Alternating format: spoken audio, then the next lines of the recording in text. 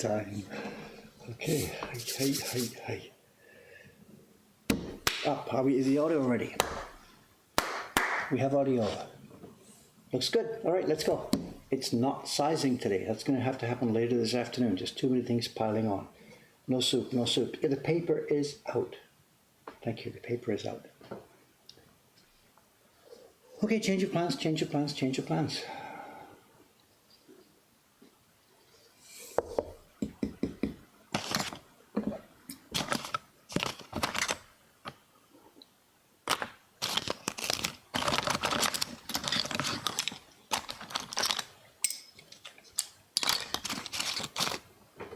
Good morning, gang. Okay, it's time to, what's this? Ken, you got up early this morning?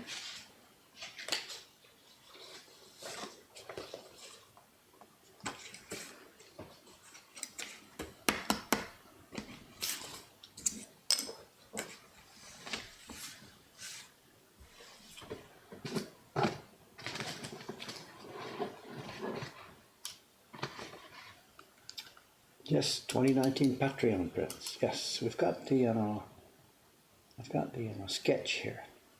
It's our friend John Amos again. I asked him again this year. I'm not bored with this yet. He's doing a very, very good job. I'm very happy with the designs. I need a cutting board. I have to trim this. I need a cutting board. I want to press it on my bench here. What have I got?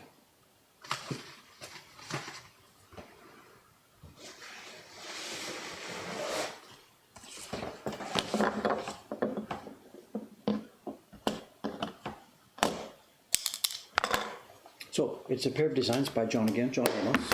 I don't know. Good friend of mine, super cool guy, making beautiful, beautiful, beautiful woodblock prints.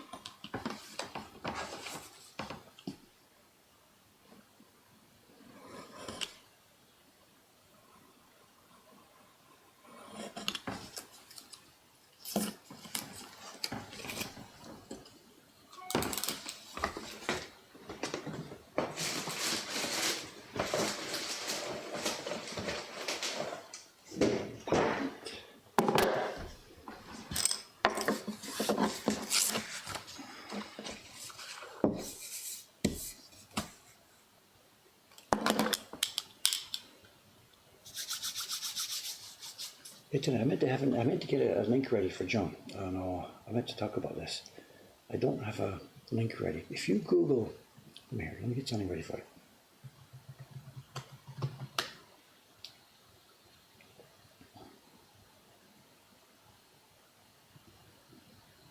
He's got an excellent blog. And he talks a lot recently about techniques and stuff. Here we are.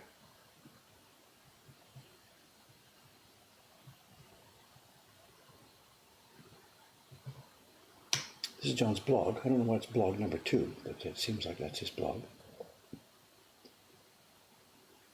And he talks about some simple stuff and some bad stuff. And if you scroll down, there are some cool designs. He's really, he's up and running. He's making prints like crazy.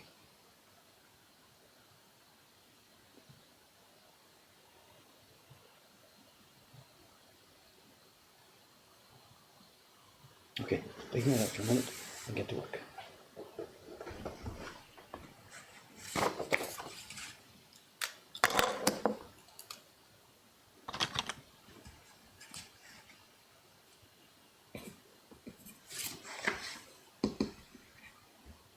Bit of a hard spot in the middle there. See if it's going to fall on anything important. No, we're okay.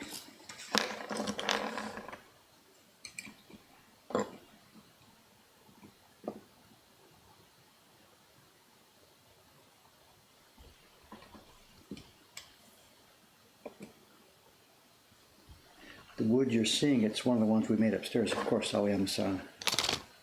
It's a piece of wood, it's a tree we bought. It'll be 2 years ago now. We buy the wood as much as we can in January, February, March, before the trees, before the sap runs. And we buy the stuff that's been logged in late winter. And this is a piece of wood from a piece of tree that we bought 2 seasons ago. It dried upstairs for about a year and a half, and then some months ago, Aoyama-san took it over to the lumber market and had it sliced into sliced pieces. And those dried here for another half a year, and then he laminated it down just a few weeks ago. Okay, I'm gonna make a noise. I'm gonna make a tap here with the chisel. If you're new here, look out. I'm gonna make a short, sharp noise. Take your headphones off. Counting down. 3, 2, 1.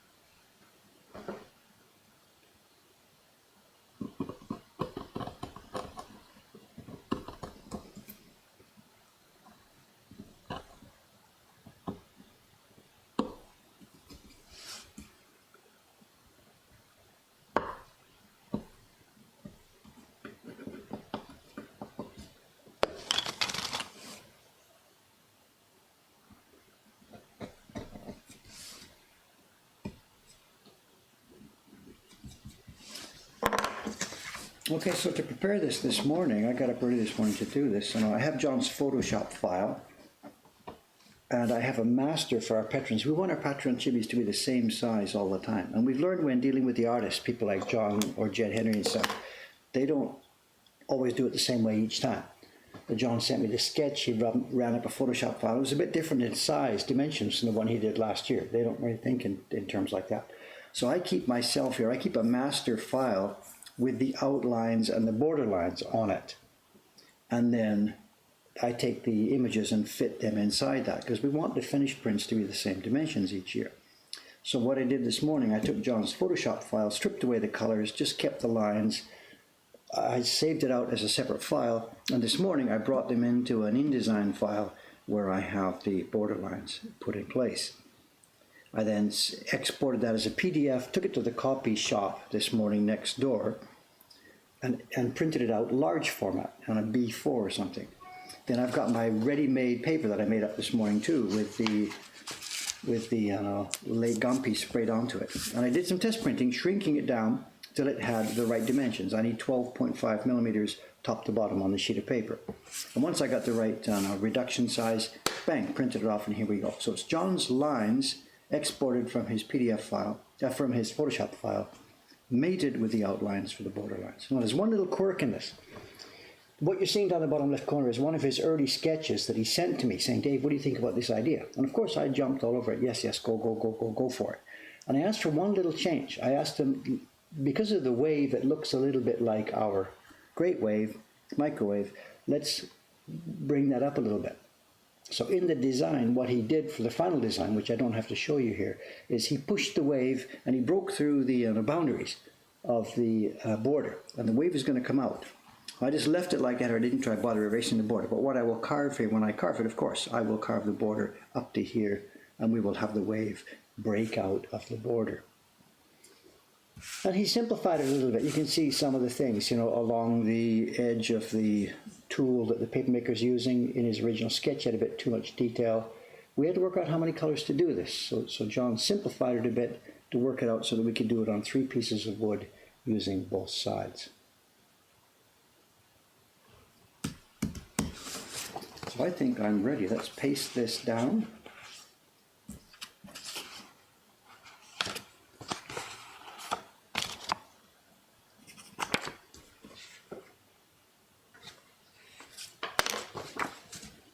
Check one more time. Have I got the right dimensions? I think so, but just, I screwed this up once before. Punched the wrong number into the photocopy machine. I could start carving and find out it's going to be too small. No, there's last year's. It's okay, we're right. Measure 3 times, cut once, measure 10 times, cut once. Just keep measuring, keep measuring, keep measuring. Okay, let's do this. We'll need some strong glue for this one. All the key line tracings always go down with strong glue.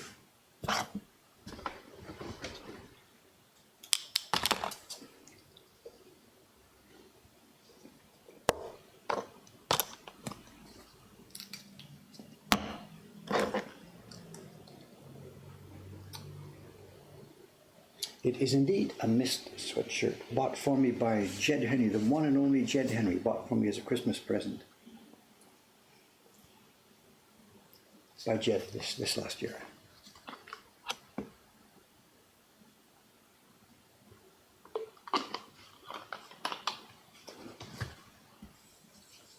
I think it came from a website, Fangamer, I think. I'm not quite sure. I don't remember exactly. He bought it from a website online. I think they have a deal on this year. It's 25 years, I think, since this game was released. Or is it 25 years? 35 years. 25 years.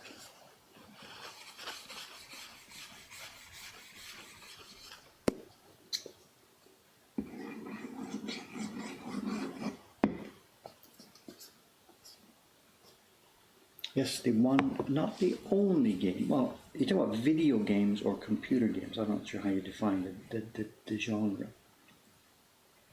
The things that we call video games, the ones where you plug the thing into your TV set and play them like that. I have no experience with those at all. I have a very small experience with computer games, with 3 of them really. My daughters and I played this Myst series through 3 iterations. We played Myst, and then I forget the order. It was Exile and then Riven. We didn't get to Revelation. My girls grew up and left before that. Then we spent lots and lots of time on a computer game that was called Oxid, which has now been reinvigorated as Enigma. My God, the hours we spent on that. Good quality time. Okay, again, if you're new here, this is the tracing for the design. This is a way to get the artist's work onto the wood for production. The designer's lines have been printed on really thin Japanese paper called Gampi paper. You'll see that in a minute. And it's now being pasted face down onto the wood. This is how the reversal happens. We never draw things in reverse. We always draw things in the proper orientation. When we transfer them to the wood, they're done in reverse. And when the paper goes down for printing, it's face down, which means it's in reverse. So prints come out in a proper orientation at the end of the day, end of the process. This is, the yellow paper is just a backing paper here. You can see what's happening now. The backing paper is coming away. It's just been used for carrying the thin Gampi in a stable way. It could be done by just taking a thin sheet of Gampi and pasting it straight down on the wood. There's a danger of the distortion if we carry thin paper around. So the thick paper here was just used for carrying the Gampi paper. It's like a first stage booster or something. Now it's done, that job's been done, and it's gone and out of the way. And it won't be reused, obviously. And now we have the thin Japanese Gampi paper that has the design on it, and it's pasted face down. And now the moment that all the regular fans wait for is the peel. Judging, look at this, they're already judging me. I haven't started yet.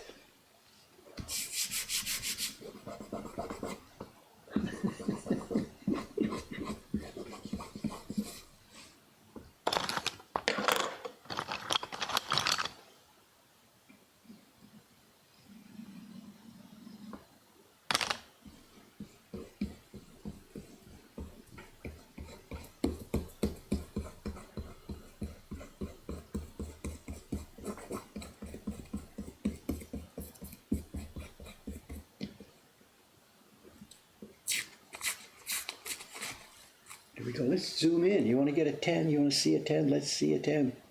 11, 12. Oops. Sensitive. Here we go. Where am I going? Which way? This Gampi is incredible. The Gampi is so thin already, but it's so layered. Look at this. It's coming off. I could do this probably 3 times. 1, 2, 3. There's 2 layers coming off and 1 left on the block. And look at that. Come on.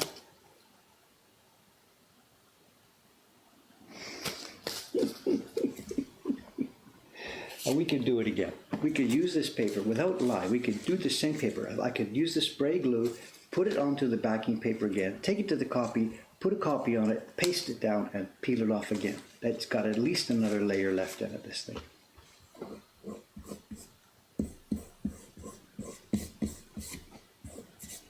And all the people who are doing other copying methods, transferring, tracing, give me a break. You got your pencil line thickness. This is the way to go for transferring prints for Japanese printmaking. It doesn't get any better than this. Look at that. Perfect.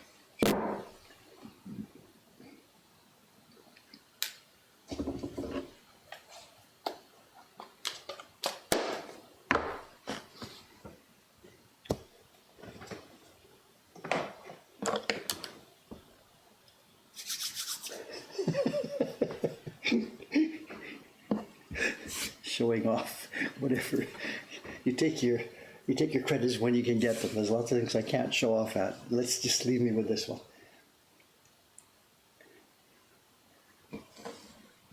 Okay, let's get some light on.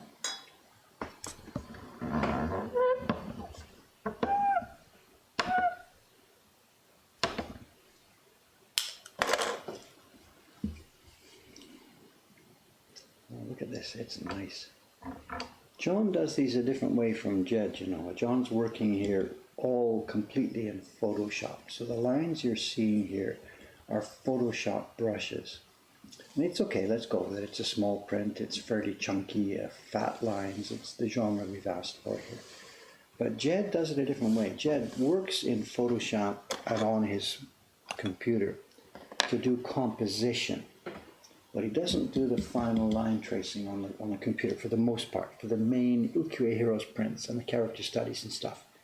Once the composition's done, he prints it out on a large sheet of paper and then takes his own version of tracing paper or Gampi on top of that and then traces this. Not traces, he grabs a brush and draws it on top. So his work has actual real Japanese brush strokes. He's been studying for years how to use the Japanese brush. Not to badmouth John, but he hasn't gone through that process. He hasn't studied how to use Japanese brushes.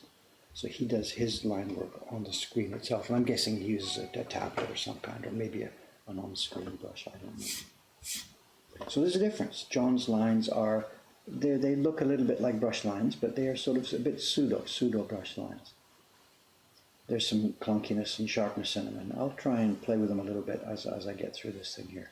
But Jed's lines are real, 100% authentic, actual Japanese brushstrokes, because he spent years and years and years working with that.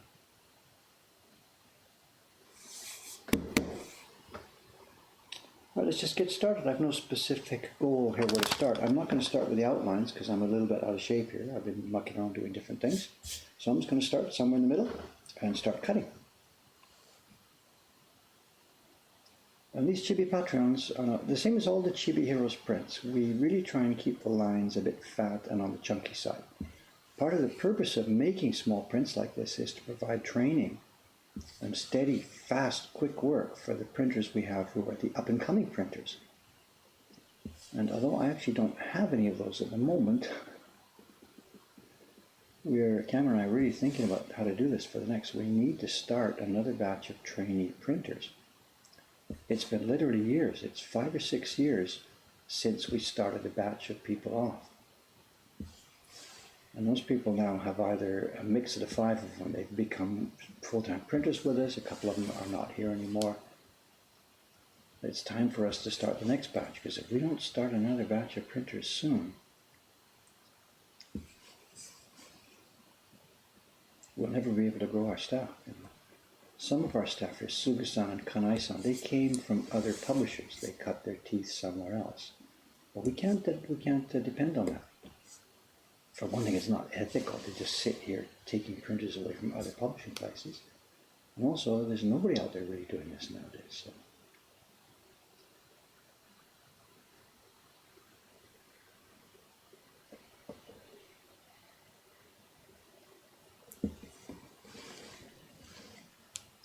These are nice, good sweeping curves. It's fun. I always like this stuff.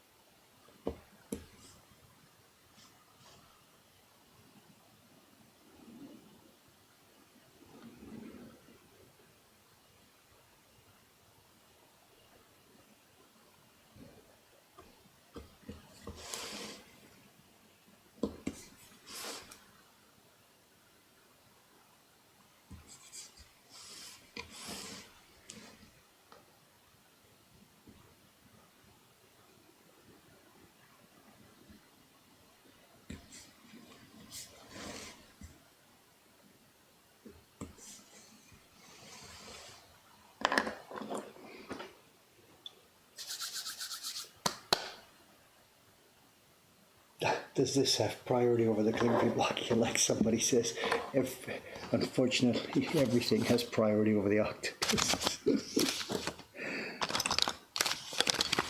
What can I say? You know, what can I say? Of course, we've got to get these out to the Patreons, you know.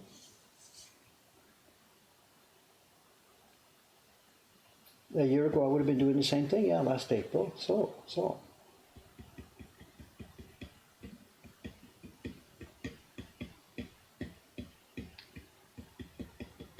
Am I ahead of last year's schedule? You guys know that better than I do. I don't know. Cameron warned me. He said we're coming up to the time for the next Patreon chibis. And of course, they've got to be not only carved, they've got to be printed. And we need hundreds of them.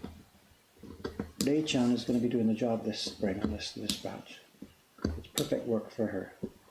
She's our newest printer. She's getting really nice. She's good. She's doing a batch of yokai prints the last couple of months. And doing really, really well. And I'm really happy. Not sure if I should say it, but these yokai prints that she's making are probably better than the ones we sent originally.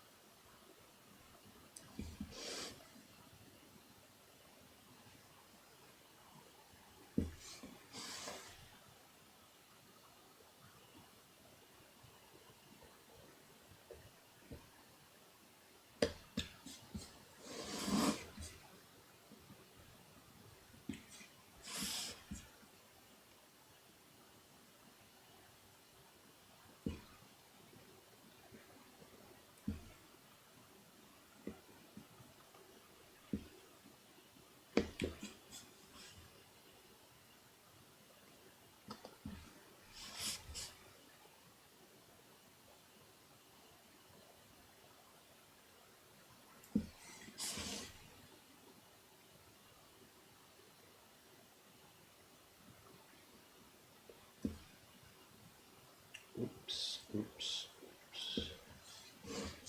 Did you see that? There it is. I've lost the tip of my knife here. Tried to come around the corner a little bit too sharply.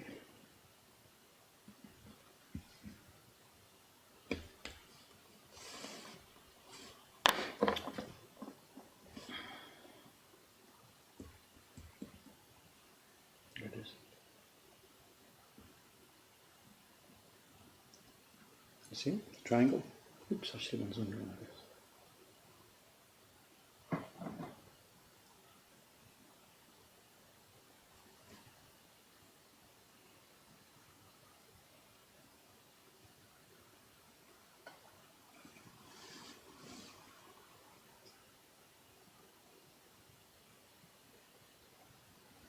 Little tiny triangle of metal. I've broken the tip of my knife there. So, sharpening time.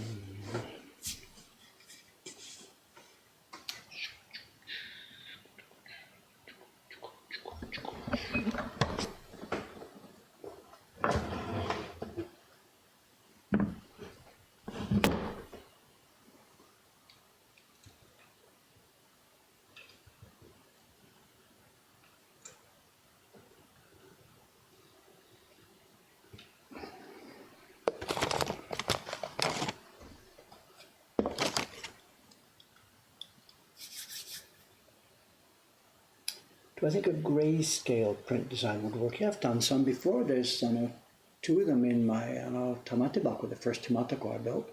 We've got two of them on the wall right here looking at my own Hunger Club. Hokusai did his whole book, 100 Views of Mount Fuji. The whole book was done in grayscale. Beautiful, beautiful, beautiful prints.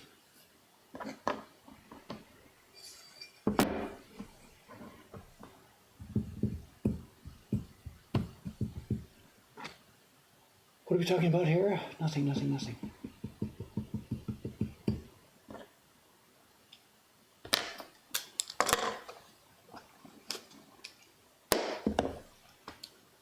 I've run out of water. My water bottle is empty here.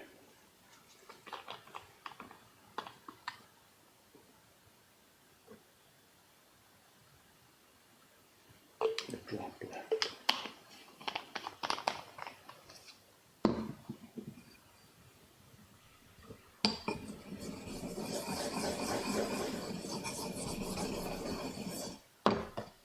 It's not such a major break here. Just take the tip off. It's no big deal.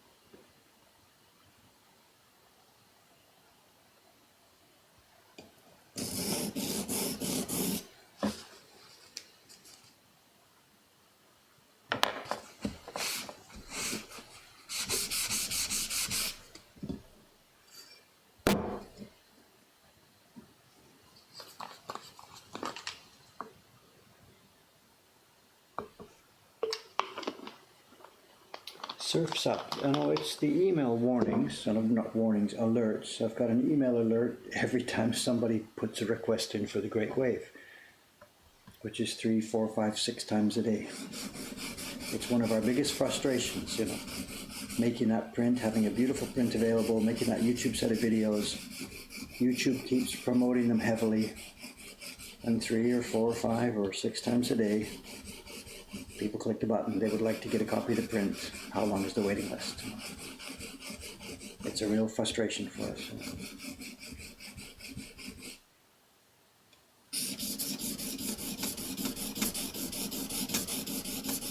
If we had whatever 2 full-time printers just working on nothing else but the Great Wave, we couldn't do that. But if you had 2 people just working full-time on that print, that would just about fill demand.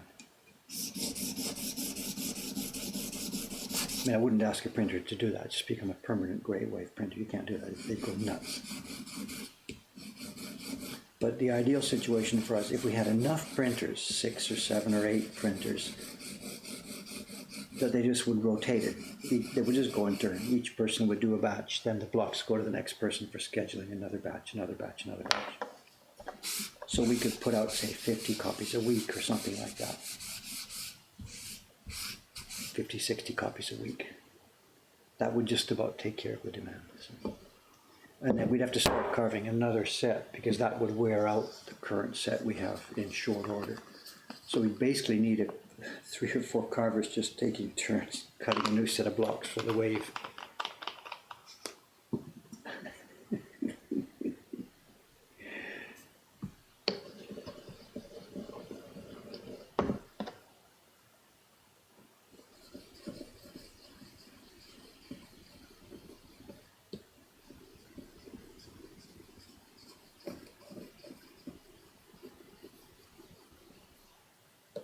Then I suspect that when we get the Octopus up and running, it'll be something similar. It'll just be non-stop demand.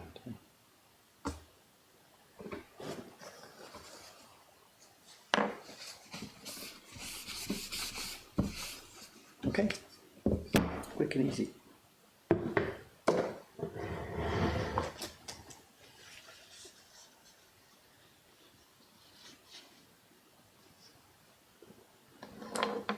Is it the most popular print? Yeah, I think so. It's pretty much the most popular traditional Japanese wood block print ever.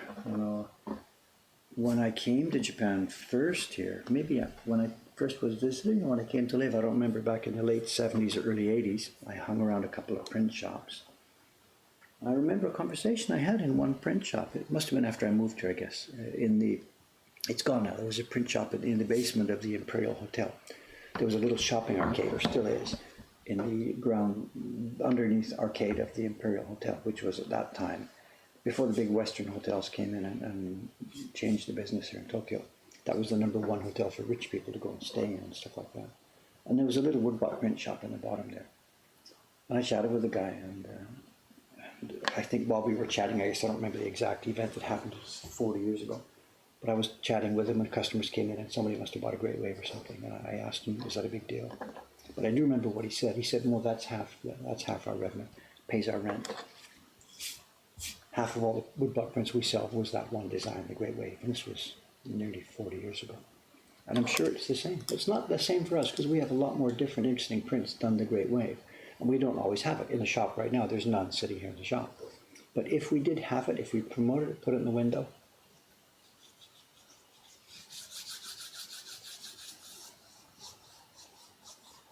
yeah, it's probably sold out from all the Tokyo publishers, I'm sure. Yeah. It's an iconic image. It's Hokusai's thing, you know, it's an iconic image. There's lots of equivalents in the Western art. We have things like the Mona Lisa and stuff like that, just that capture the imagination of the world and that everybody wants to see. And when you're in the right place and time, you go to Paris, you go to the Louvre, you go and see the Mona Lisa. I mean, that's just the way it is. One of these globally iconic things. You go to Agra, you go and see the Taj Mahal. And for Japan, the Great Wave has become an iconic image associated with Japan.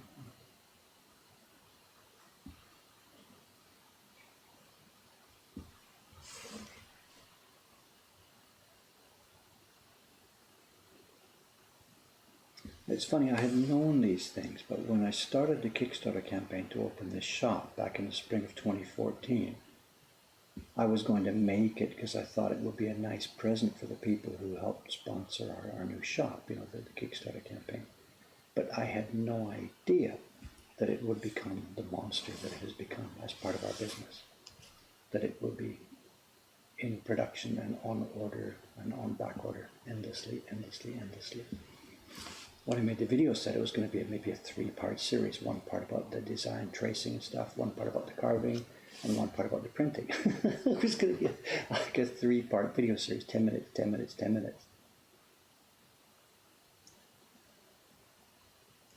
That's not what happened. So. And it's changed our lives. Making that print has changed our lives.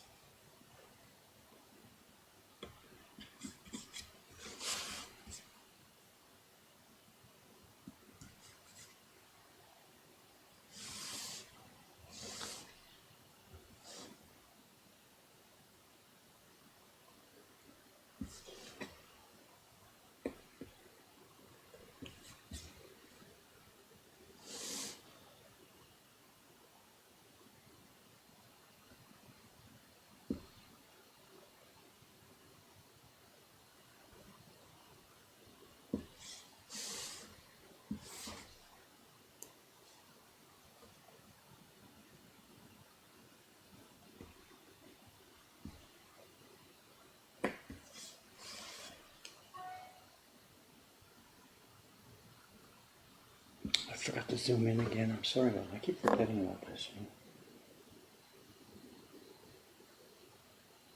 Hang on a sec. Let's find a spot.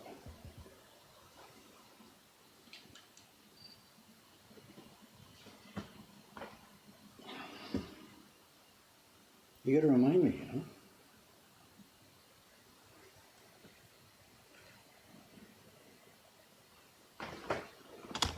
You got to remind me.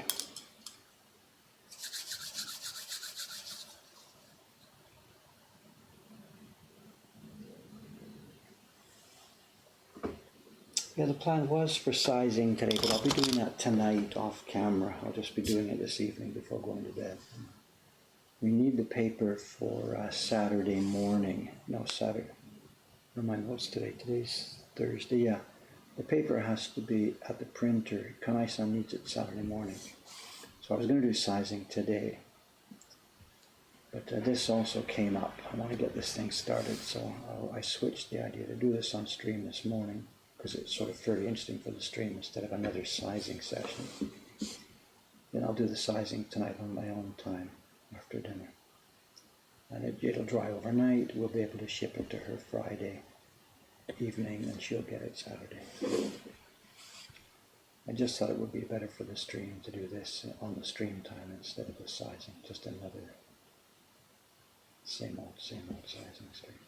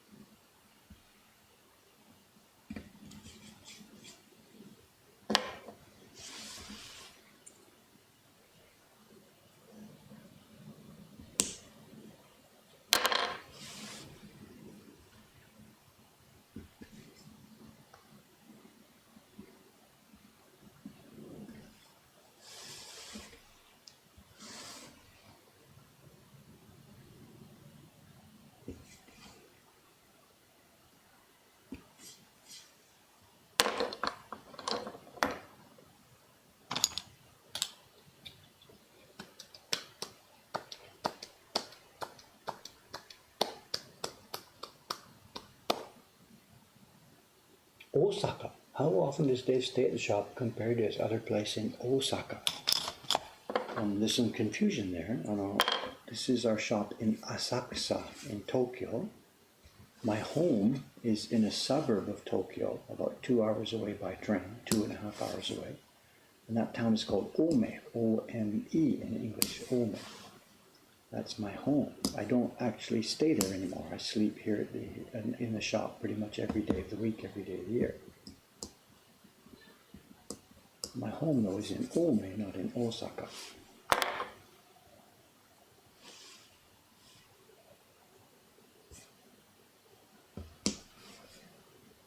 And as we joked about before, I just live out of a suitcase. I don't even have a suitcase. I just sleep here on the floor.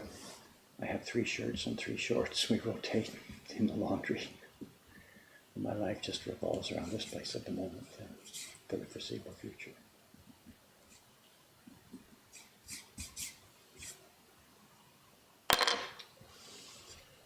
And I'm enjoying it immensely.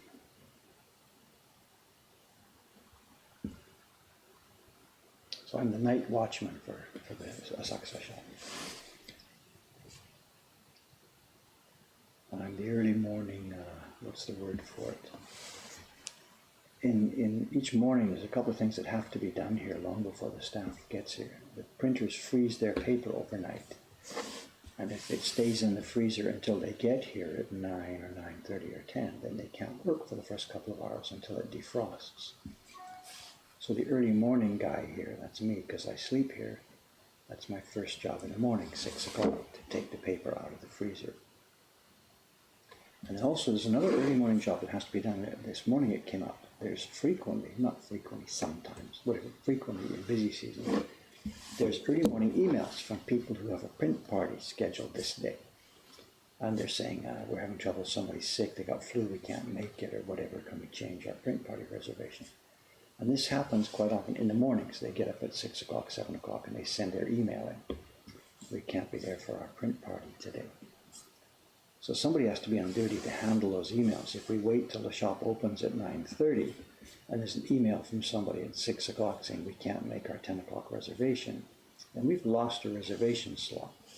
But if we catch that email early, we pop it open on the calendar again, and people in the morning, the same morning, they're eating breakfast, 7 o'clock, 8 o'clock, looking for something to do in Tokyo, they then find the reservation is open. So we have to have a person on duty in busy season, early in the mornings, to handle changes in the print party reservations. And of course, whatever, that's me.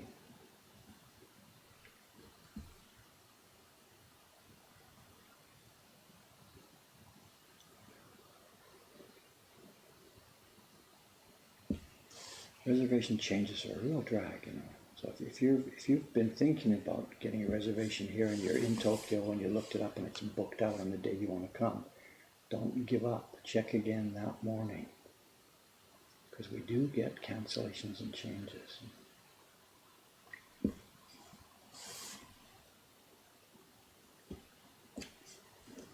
I have two minds about doing this. If I put a message on the print party page saying, don't give up if there's no space on the day you want, please check again that morning in case of cancellations. I'd like to do that, but then it gives other people the idea, oh, we can cancel the same day, it doesn't matter. So I don't want to give a hint to people that, you know, to encourage them to cancel.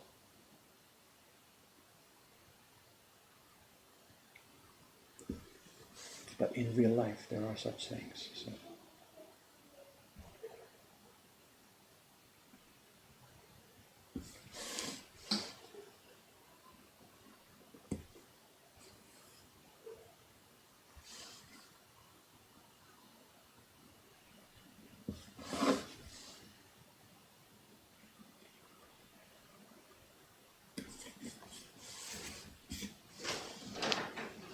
Here we go. Good morning, sir. No sizing today. Changed my mind. Oh, This other job needed to be done soon. Yeah. So I thought it'd be more interesting for a stream to do this carving. good. And I'll save the sizing for tonight after dinner.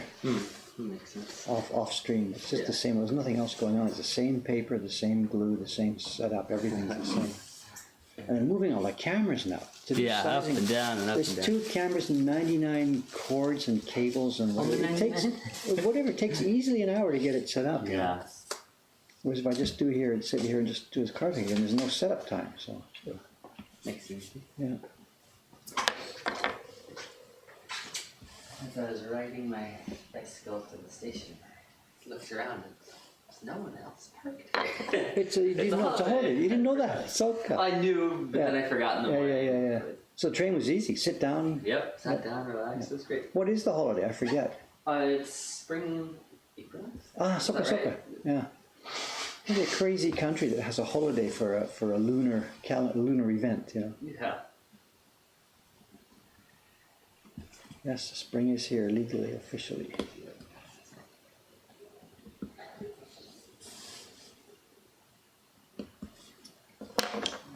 Actually, that camera hasn't even been on. Look at that. Soka.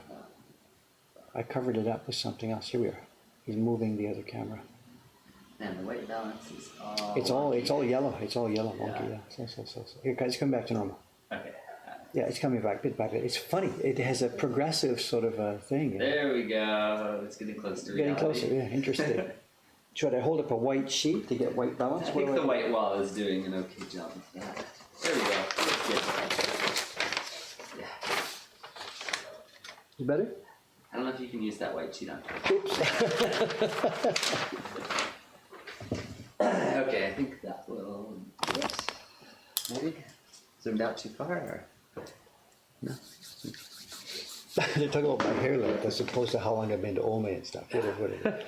All right, if you're new here, we're going to try and turn the computer around so that Cameron can view the stream and chat and talk. But as we turn it, sometimes the plug gets a bit joggled and the stream may go down. So if you're new here and the stream goes down, don't panic. We didn't quit. We'll be back. Quit.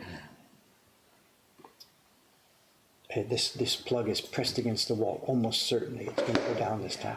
Right? See what I mean? It's pressed against this. So a little jiggle around this one. I will try not to touch it.